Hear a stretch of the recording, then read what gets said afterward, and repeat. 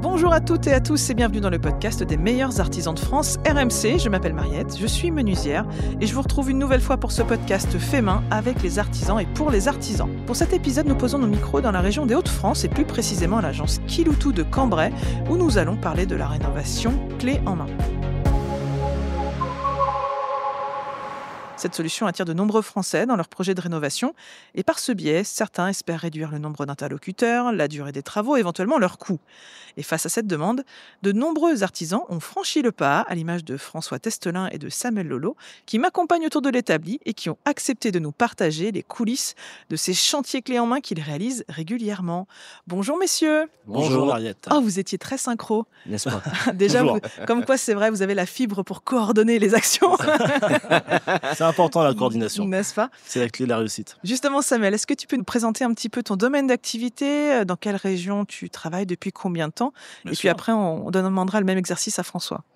Merci Mariette. Donc moi c'est Samuel Lolo. J'en ai basé à Cambrai. Donc l'entreprise s'appelle Esprit Rénovation. On est 10 poseurs là sur chantier. On est spécialisé dans le second œuvre. Donc tout ce qui va toucher à l'isolation, la plâtrerie, la menuiserie extérieure, le revêtement de sol, les peintures également. Et on œuvre sur le Cambrésis. On va parfois un peu plus loin également. Et donc ça fait bientôt 9 ans que ça dure, bientôt 10. D'accord. Ça approche tout doucement. Et toi François? Bonjour à tous, moi c'est François, entreprise Brico Service. Je suis artisan sur la commune d'Hénin-Beaumont. On fait toute rénovation intérieure, on va dire à 90% de notre temps de travail, on fait de la salle de bain et on fait du clé en main. D'accord. Et ça fait combien de temps que tu Ça es fait- basé Ça fait ici. 8 ans à peu près aujourd'hui, j'ai démarré seul et ça fait 3 ans que j'ai commencé à recruter du personnel. Ouais. D'accord, ok. Déjà, est-ce que vous pouvez un petit peu nous expliquer comment vous en êtes venu au clé en main? Est-ce que dès le début de votre entreprise, c'était l'objectif de fournir une prestation pluridisciplinaire ou est-ce que c'est venu au fur et à mesure des demandes des clients? Comment ça s'est passé? Alors moi de mon côté, j'ai toujours fait du clé en main, dès le début. D'accord, c'était une Tout de volonté de proposer C'était ce une volonté, service. tout de suite. D'accord. Les accompagner, les aider dans le choix des matériaux, en fonction aussi des moyens qu'ils avaient, les orienter vers les bons fournisseurs et puis avancer comme ça. Ouais. Ouais, alors pourquoi tu t'es mis cette contrainte? Parce que quand on est artisan, déjà qu'on a un seul métier, ça implique déjà beaucoup de connaissances, de formation régulière, de l'outillage. Pourquoi est-ce que dès le début, tu as voulu te jeter dans ce grand bain? En fait, j'ai démarré mon activité après avoir rénové une maison de 200 mètres carrés qui m'appartenait. J'étais pas du tout du métier. Et je me suis formé et je me suis dit ça serait bien d'aider les gens à avancer dans leurs projets et justement leur proposer du clé en main. Ouais. D'accord.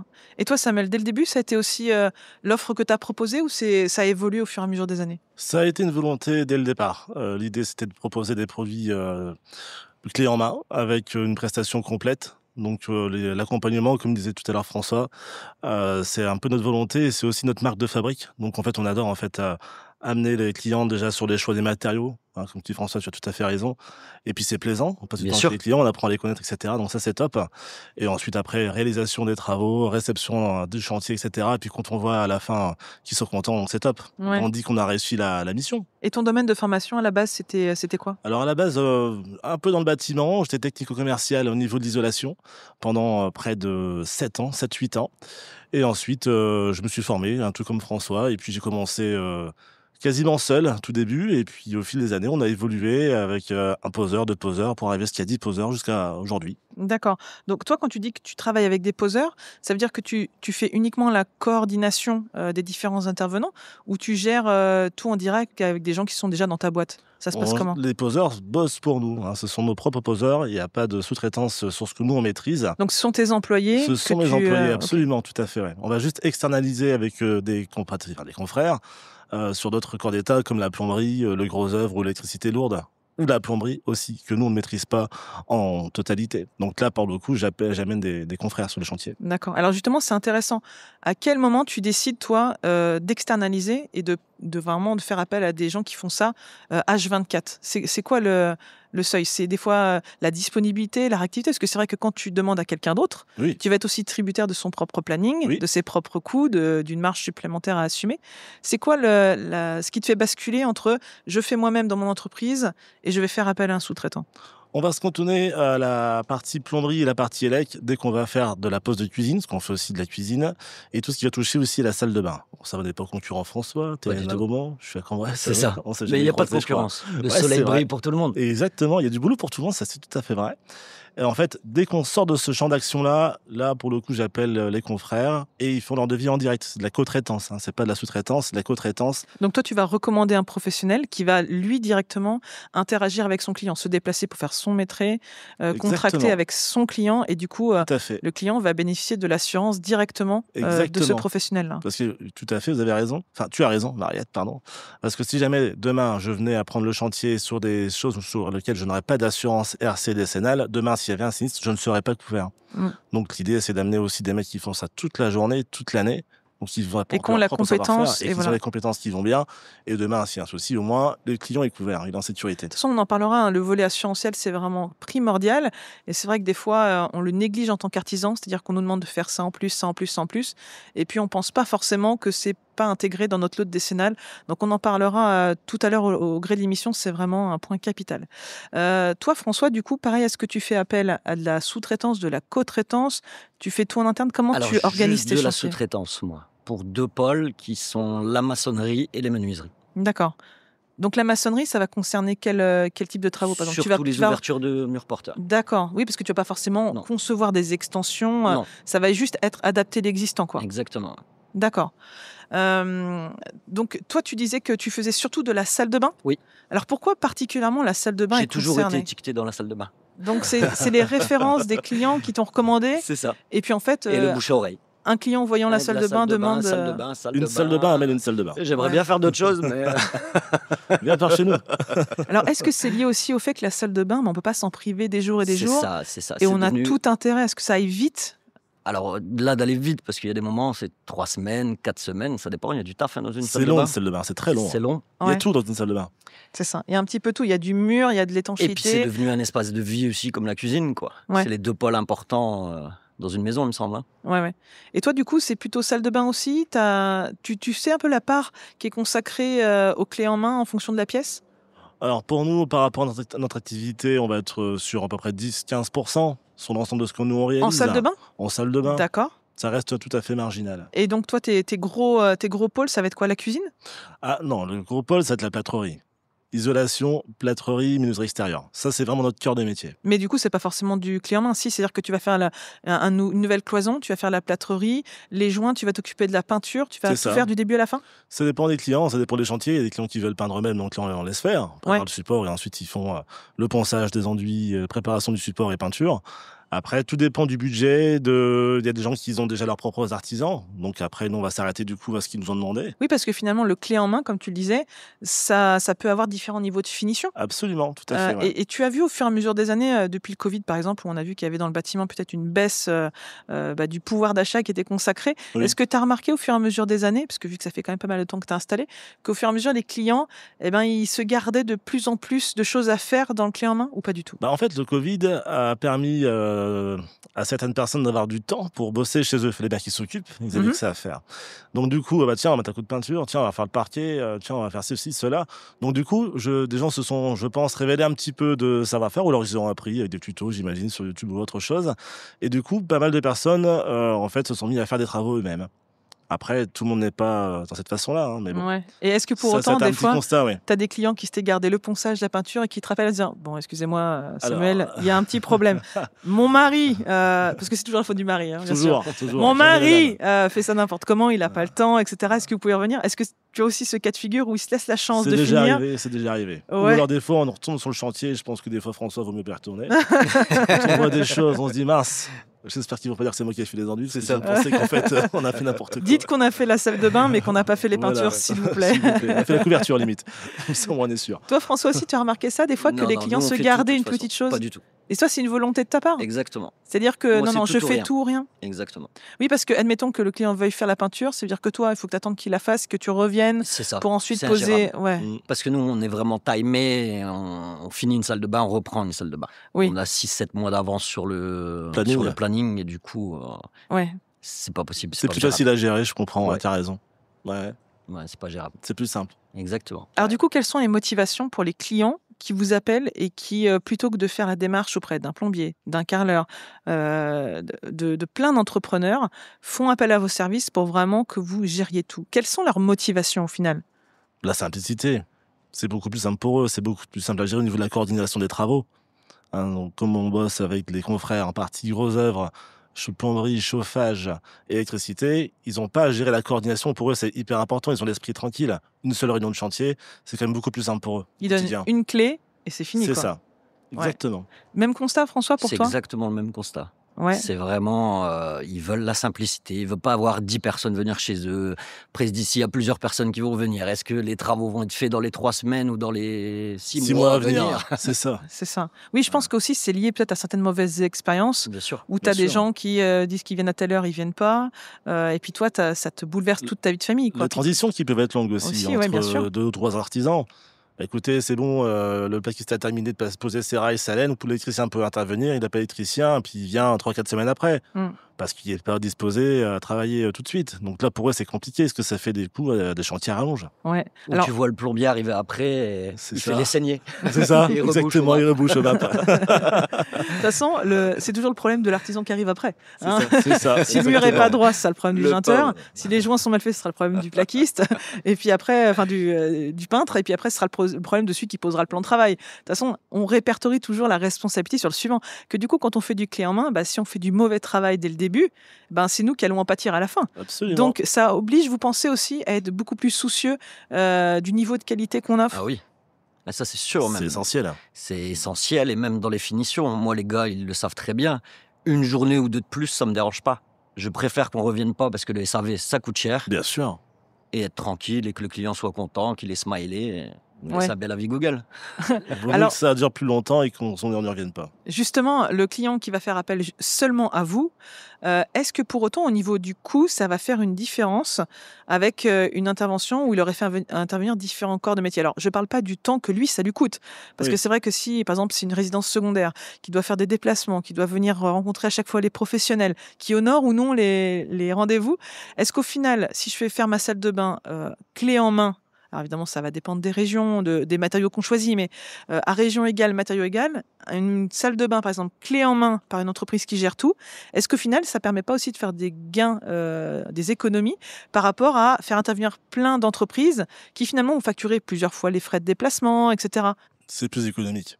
C'est vrai? Enfin, je pense, François. C'est plus économique carrément. Et Bien nous, on a sûr. fait le choix aussi de tout ce qui est matériaux pour la salle de bain, les meubles, les miroirs, tout ce qu'on peut installer dans une salle de bain. Ils l'ont au prix qu'ils le voient en fait chez le fournisseur. D'accord.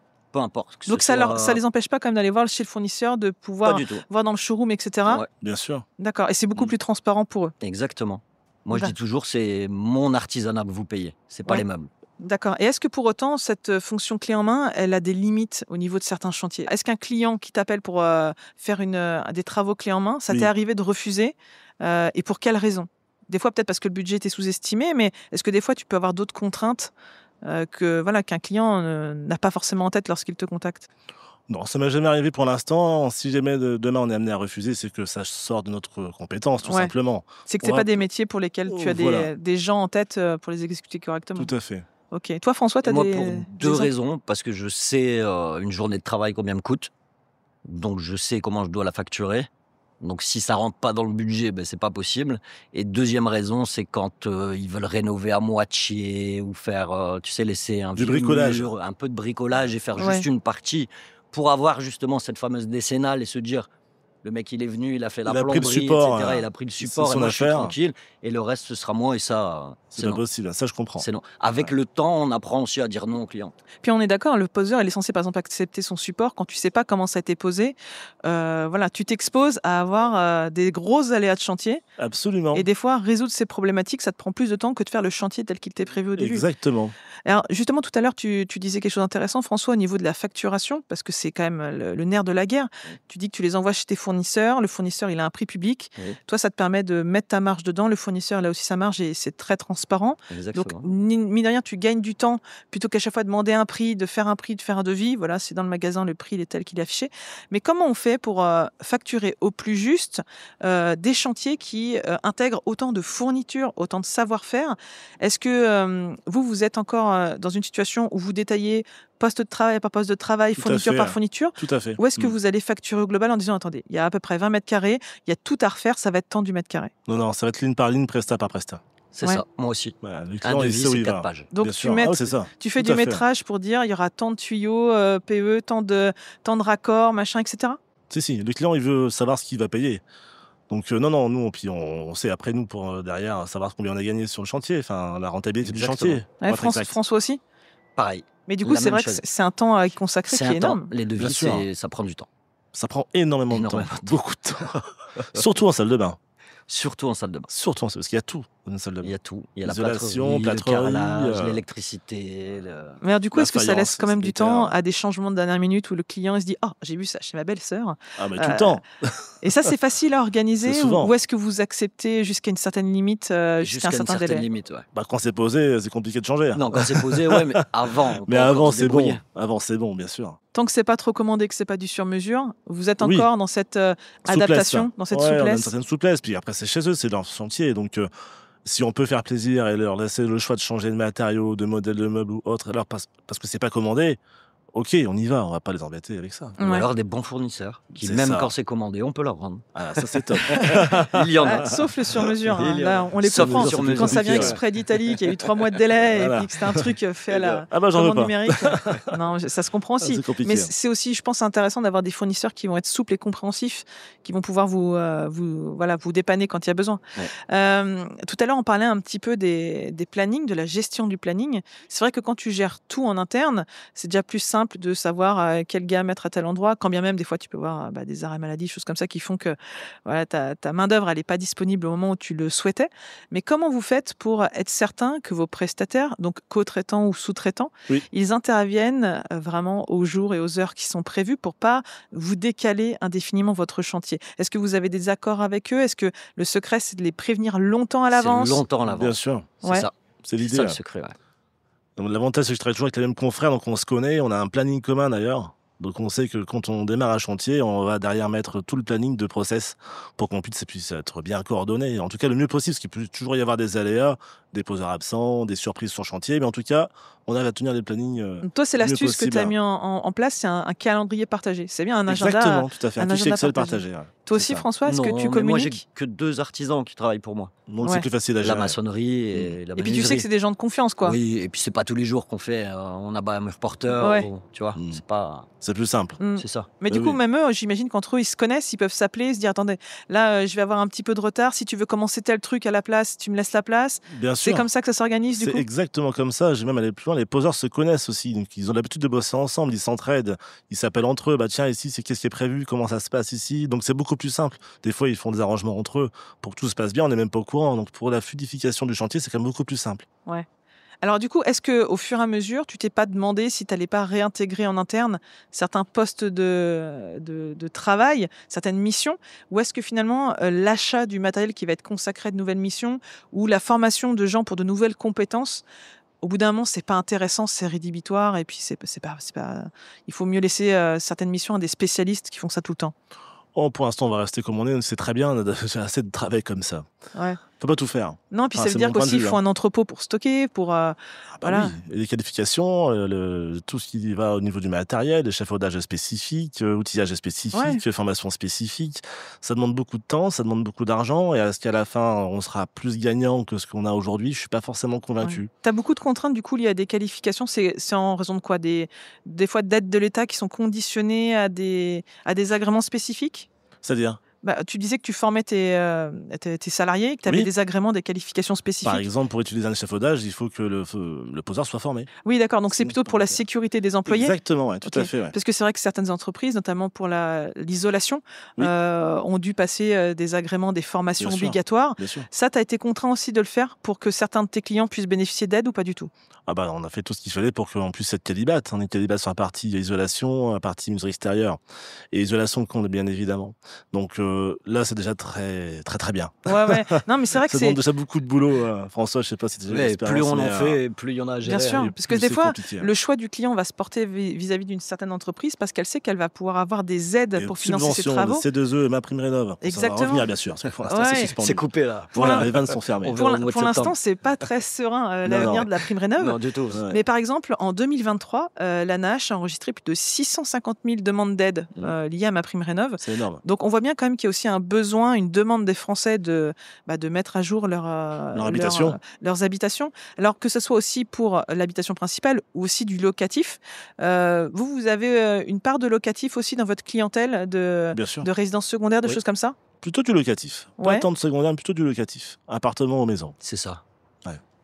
Et là, Quelques ça va être clients. la motivation des clients, ça va être de quoi? De pouvoir louer plus cher ou vraiment c'est parce qu'il y a des besoins de rénovation et des logements qui Améliorer le vieillissent? logement, oui, que ça soit mieux, qu'il y ait une meilleure clientèle Oui, qui vienne louer leur logement et qui se sentent mieux et plus sereins. ouais, Comme on dit, on a toujours je le locataire qu'on mérite. Dès que le logement est nickel, Exactement. on a des bons locataires. Oui, c'est vrai. Si tu prends soin de ton logement, il est plus facile à entretenir, puis les gens Bien ont sûr. plus envie d'y habiter, quoi. Absolument. Ouais. Et après, donc, les on peut monter le contraintes loyer. aussi. Et puis après, il y a aussi les contraintes locatives avec les normes par rapport au DPE. On donne une certaine lettre de mémoire, je crois que c'est F. Ils peuvent plus louer pour les Ouais. nouveaux occupants. Mais du coup, j'imagine que peut-être les logements qui sont en location et qui font l'objet de rénovation globale ne vont pas avoir le même niveau De finition. Ouais, de finition. De matériaux, Enfin, de etc. finition. Vous allez toujours apporter les mêmes soins Mais on à n'est pas sur le même l'étanchéité, budget, aux gens, ouais. etc. On n'est pas sur le même budget. On va pas mettre un meuble à, je vais dire, À une 1000 bêtise, €. 1200 €. Au lieu Ou alors de- c'est du Airbnb de luxe, quoi. On est d'accord. C'est long. On est d'accord. Et puis après, il y a des villes aussi qui ont mis en place le permis de louer, chose qui est très bien. Ça évite les marchands de sommeil et puis on avance là-dessus, quoi. Alors justement, des fois, vous intervenez dans des endroits qui sont pas simples, les centres-villes, les choses comme ça. Aïe, aïe, aïe. Est-ce que ça aussi, ça impacte le coût de la rénovation pour un client? Je ne les prends pas, moi.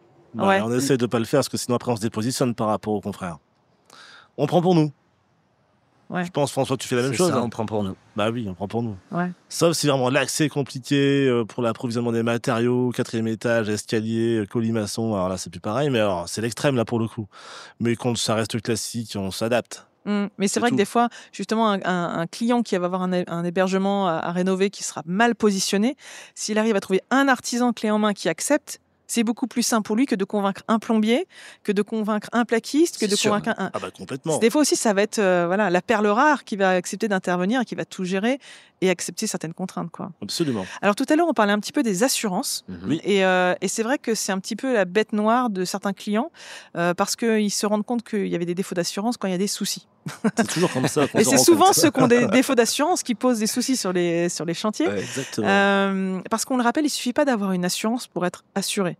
Les assurances décennales pour l'artisanat, elles doivent couvrir des champs d'intervention bien spécifiques, des lots de travaux bien Oui. spécifiques. Absolument. Et donc, il ne faut pas simplement vérifier que l'assurance décennale est valide auprès de l'assureur de l'artisan, mais il faut vérifier aussi que le champ d'intervention est couvert.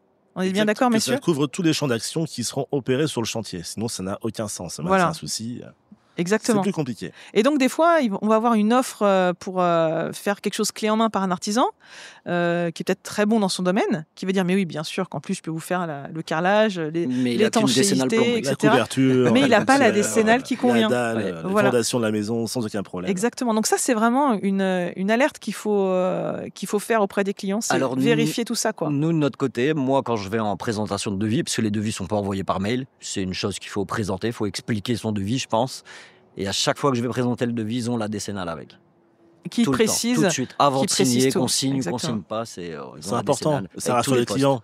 Ça reste nos clients. Et ça explique Eh aussi oui. parfois le coût des travaux. Donc Eh oui, quelqu'un bien qui va sûr. vous faire quelque chose pas très cher, ça peut être très bien fait, ça peut être très bien couvert, mais il faut quand même vérifier que, que l'assurance, elle est compatible avec le chantier que l'on demande, parce que si après on a un problème, en fait, ça va nous coûter encore plus cher à réparer Eh oui. et à transformer que ce qu'on avait prévu de faire comme travaux initialement. Le pas cher coûte cher. C'est toujours ce qu'on dit. Exactement, bien sûr. vrai. C'est ça. Alors du Ah coup, oui. vous, quand vous faites intervenir des sous-traitants, des co-traitants, Oui. est-ce que vous vérifiez aussi ponctuellement leur assurance, ou est-ce qu'il y a une question de confiance aussi et vous dites, c'est bon, il a pignon sur rue depuis des années, j'ai jamais eu de soucis, c'est qu'il est assuré. Est-ce que ça, c'est aussi votre responsabilité de vous assurer de tout ça? Bien sûr, c'est notre responsabilité. Absolument. On doit la vérifier.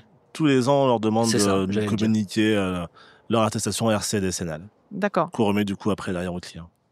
Et donc, s'il y a un problème avec l'intervention de ces personnes-là, normalement, le client, c'est pas à vous qui va s'adresser, c'est directement au professionnel en Directement, question. bien sûr, parce que les devis sont séparés par corps d'État. Donc, si jamais demain c'est un souci de couverture, il y a une fuite au niveau du Vélux, je ne sais rien, bref, c'est pas compliqué. Ils prennent l'entreprise qui a travaillé, qui a œuvré, et le contactent directement. T'es d'accord, François? Je suis d'accord.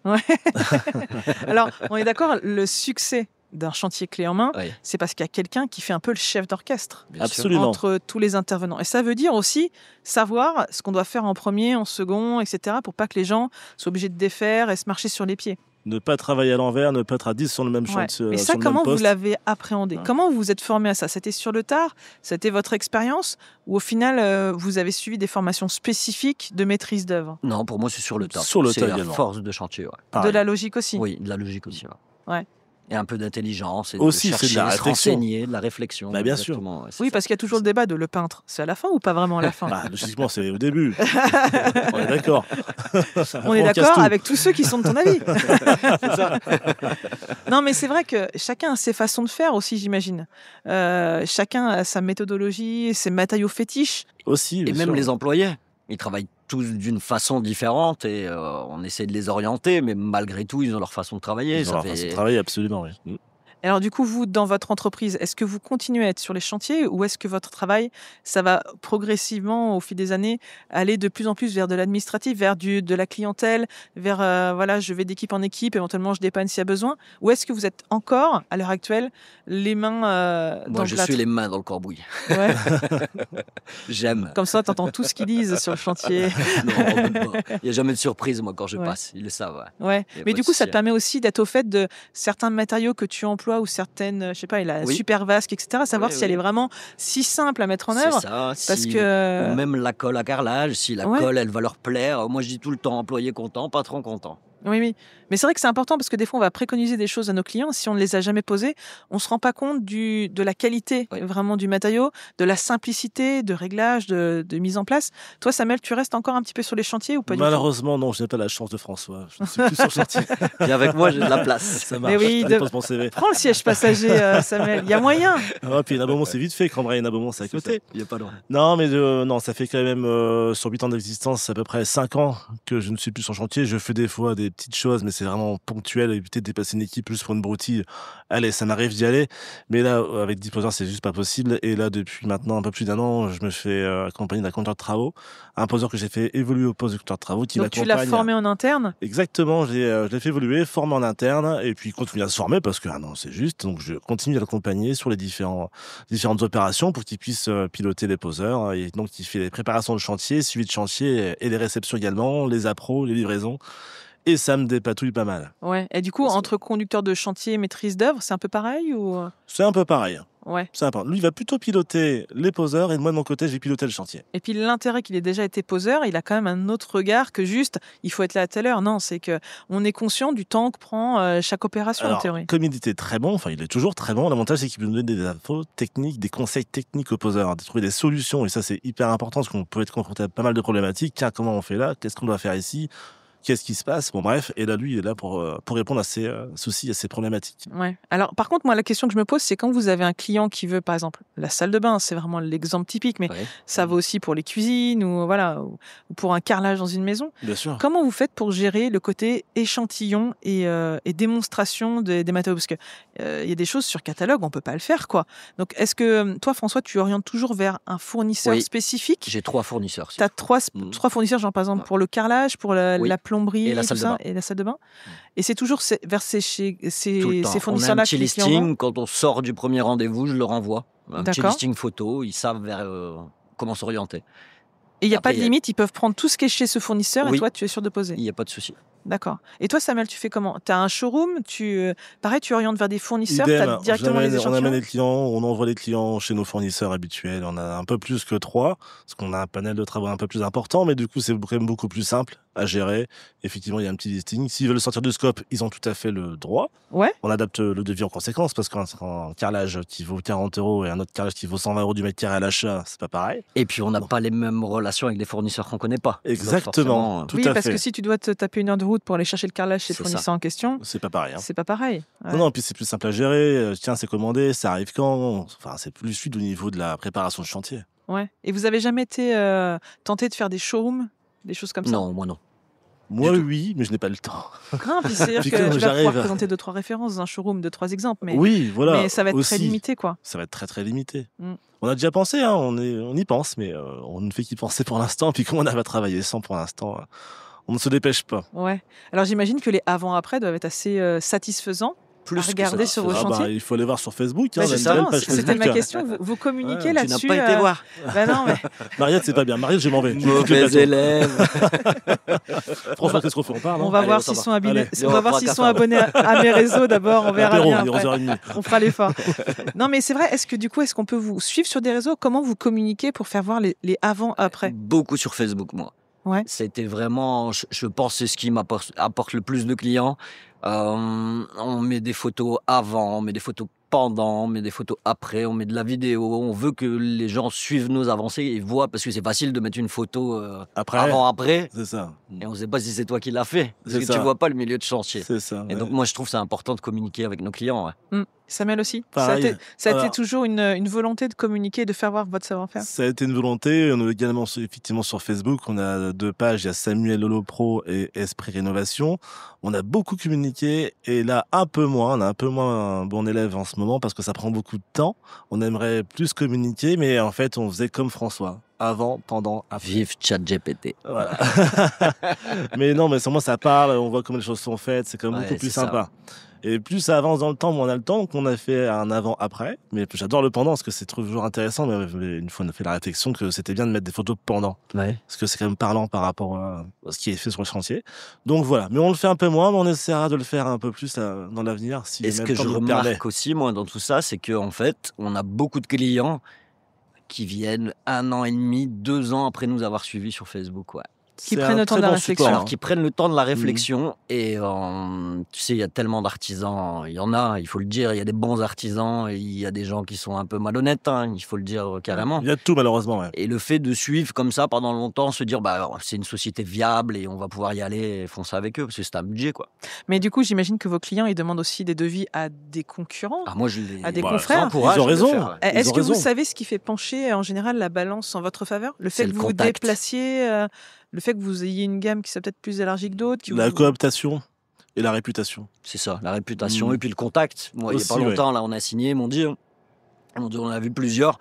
Ce qui a fait basculer le devis, c'est le contact qu'on a eu avec vous. Il y a 2 types de clients, je dirais. Il y a ceux qui vont choisir par rapport au prix. Aussi. Pas parce qu'ils n'ont pas le budget, tout simplement. Oui, quand c'est de l'investissement aussi, voilà, on a un Ou petit soit peu, locatif, ou parce que voilà, ils n'ont pas le budget, donc ils vont moins cher pour faire leurs travaux, et puis des fois ça marche, et c'est tant mieux, heureusement d'ailleurs. Ou alors parce qu'on va avoir confiance, on va François, dès qu'on le voit, la confiance, en fait, moi Alors, je suis inspiré, il me faut une ça. salle de bain Et d'ailleurs. moi aussi, je suis François. inspiré. tu vois. On va se laisser nos contacts après. Très bien, si tu veux, aucun problème. Mais oui, en fait, la confiance, c'est au niveau de l'échange, au niveau du devis, quand on fait le relevé, c'est important. La bonne découverte du client, c'est la base. Si on n'écoute pas le client, si on n'a pas compris ce qu'il veut faire comme C'est travaux, là où il veut aller, et puis après, bien sûr, on peut s'enflammer. Donc, l'idée, c'est de rester dans son budget si on arrive à l'avoir. C'est toujours mieux pour orienter les matériaux, surtout en salle de bain. Ouais. On a des robinets qui valent 40 € à l'achat, qui en valent 200, 400 à l'achat. Mais la garantie n'est pas la même. Hein. Et la garantie C'est n'est aussi pas un- la même, tout à fait. Donc, non, c'est hyper important. La base, c'est la découverte. Et l'écoute. Si on n'écoute pas le client et qu'il ne répond pas à ses Oui, besoins, c'est mort. Puis c'est bien de l'écouter et de le comprendre, c'est encore mieux. Quoi. Exactement, tout à fait. Et du coup, quand vous avez commencé vos entreprises et Ouais. que vous avez proposé vos chantiers clés en main, Oui. est-ce qu'il y a des petites erreurs que vous aviez faites au début Toujours. sur l'organisation, sur la stratégie, etc., que vous avez réglées au fur et à mesure? Des erreurs sur quoi? Sur chantier ou par rapport à Sur votre organisation, ce que vous proposez Des erreurs de peut-être? Ah oui. commande, ou de, tu sais, t'as pas commandé assez, Oui. ou trop ça tard. peut arriver, ou trop tard, tard. ou tu t'es dit finalement je vais l'avoir et finalement le Ça. fournisseur il t'appelle et il dit non je Bah vais non, pas, ça va tu t'es pas. trompé François. Ou ça arrive et c'est cassé. Ouais, c'est ça. Mais ça, c'est aussi. pas de notre faute. Aussi. C'est pour ça pas aussi de notre que faute, faire des devis détaillés, ça te permet de savoir exactement ce Oui. dont tu as besoin ouais. et peut-être d'être plus précis sur ce que tu as commandé, dans quel délai, etc. Exactement, ouais. Et au début, moi mes devis ils faisaient pas 4 pages, hein. Il faut être clair. Hein. Au Tu faisais début, des forfaits pro. Non, hein, non, qui, je faisais pas des forfaits, j'essayais de détailler quand même. Avec C'était le plus temps, succinct, ouais. tu détailles de plus en plus. Bien et sûr. Puis, et puis même pour toi, c'est plus facile. Tu reprends le devis, tu sais ce que tu as commandé, c'est écrit en bas de ligne. Et même c'est là, plus pour pro. estimer le Mm. temps d'intervention, je pense qu'aussi vous Ah arrivez oui. mieux à savoir, à anticiper Absolument. vos besoins en termes de main-d'œuvre et de délai à annoncer aux clients. Parce que quand on dit, voilà, ça prendra 10 jours, puis au final, ça prend 23, il y a aussi un côté satisfaction client qui est, Et qui est ouais. pas, qui est pas accompli, quoi. Bien sûr. Et c'est important de. En fait, quand on lit le devis, c'est pour ça que je vais toujours l'expliquer aux clients. Il faut pas regarder. Ok, il faut regarder le prix en bas. C'est sûr, on a tous notre bourse. Mais malgré tout, c'est un prix qui est adapté en fonction du chantier. Des moments, c'est plus. Il y a des moments, c'est moins. On essaye de jouer parce qu'on connaît notre tarif horaire. Quand on est un bon artisan, on doit Et savoir tu son sais tarif que des horaire. fois, tu vas avoir un temps de séchage, que tu Voilà, vas avoir plein de exactement. choses, quoi. Exactement. Tu mets la résine d'étanchéité, Voilà, tu peux pas carreler, Ouais, c'est ça. il faut 2 passes, donc C'est tu ce reviens que le je dis lendemain, tout le temps. et Je puis, dis, on peut tout le temps aller plus vite, Ouais. mais moins bien. C'est ça. exactement. Je pense que vous avez des fois fait des cabines de douche où c'était tout moisi derrière les Aïe, carrelages. aïe, aïe, C'était mon Dieu, bien l'enfer fait est- et vite On fait. fait que ça, Mais, limite. Ce carrelage bougé. Ouais, c'est ça. Ah ouais. Mais ça fait des bons exemples de ce qu'il ne faut pas faire aussi aux Oui. clients. Il y a aussi un côté pédagogie de oui, Oui. on peut vous le faire pas cher et vite, mais en fait, ça va pas durer. Il faudra C'est le ça. refaire dans 2 ans. Quoi. C'est ça. Pour conclure, messieurs, est-ce que des fois vous auriez un petit conseil à prodiguer à des entreprises qui souhaiteraient évoluer vers du clé en main à proposer à leurs clients pour éviter d'entacher leur réputation et puis d'honorer convenablement les requêtes de la clientèle? Bah, moi, je pense qu'il faut avoir déjà de bons rapports avec ses fournisseurs. C'est important. Bien les choisir, avoir de bons rapports avec ses fournisseurs, être main dans la main et travailler ensemble. De toute façon, c'est du gagnant-gagnant pour tout le monde. Donc forcément, le client le ressentira derrière. Je suis tout à fait d'accord. Les fournisseurs, bien que les poseurs, proches des poseurs aussi, les écouter. Pas juste là pour donner des ordres, etc., mais les écouter sur la problématique qu'ils peuvent Faites avoir comme au Samuel, quotidien. allez sur les chantiers, mettez la main à la pâte. Voilà, pour le coup, François n'y va plus.